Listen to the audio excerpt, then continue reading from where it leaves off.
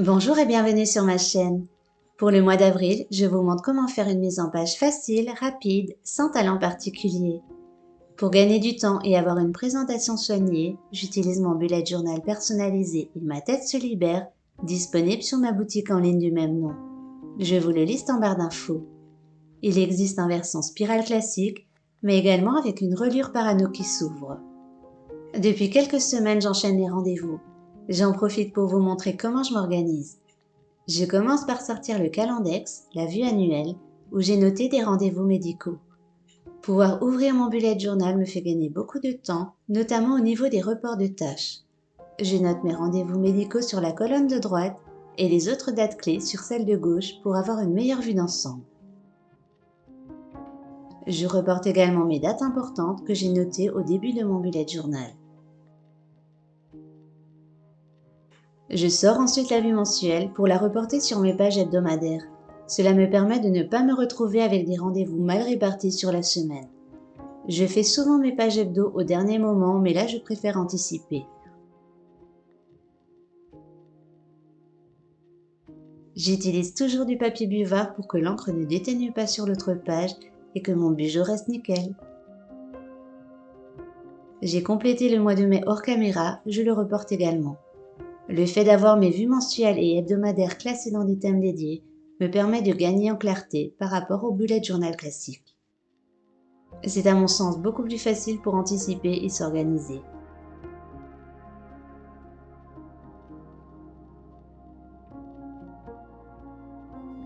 Il ne me reste plus qu'à mettre un peu de couleur.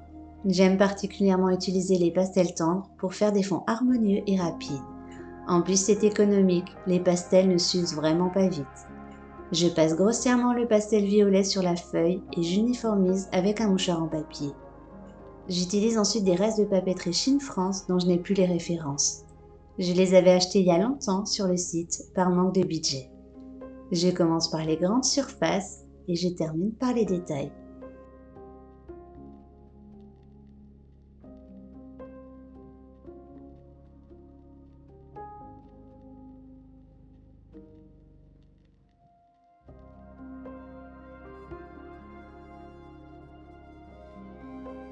J'ai également retrouvé un ancien carnet de stickers de chez Action. Je choisis simplement ce qui me fait penser au printemps et j'ai fait attention aux harmonies de couleurs. Simple, rapide et inratable, dites-moi ce que vous en pensez en commentaire. Personnellement, j'adore.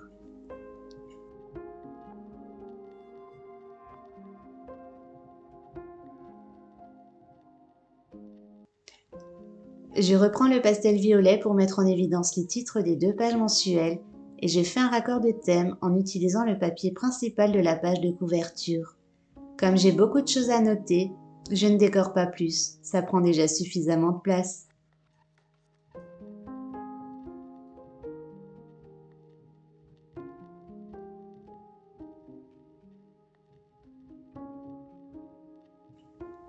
J'ai terminé avec le tracker d'habitude.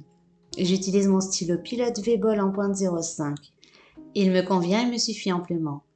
Je note 3 bonnes résolutions que je n'ai pas encore réussi à mettre en place. Je mets les titres en évidence et fais un fond rose sur les calendriers.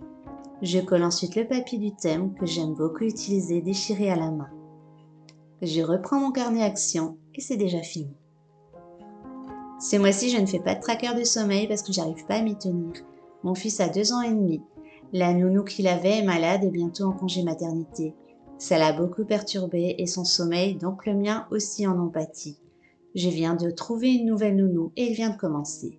J'espère que cela va nous permettre de retrouver un rythme et personnellement de faire plus de vidéos. Si cette vidéo vous a plu, n'hésitez pas à me mettre un pouce bleu pour me soutenir et à vous abonner si ce n'est pas encore le cas. Vous pouvez me suivre via les shorts sur YouTube ou les réels sur TikTok où je poste plus régulièrement. Bonne organisation à vous!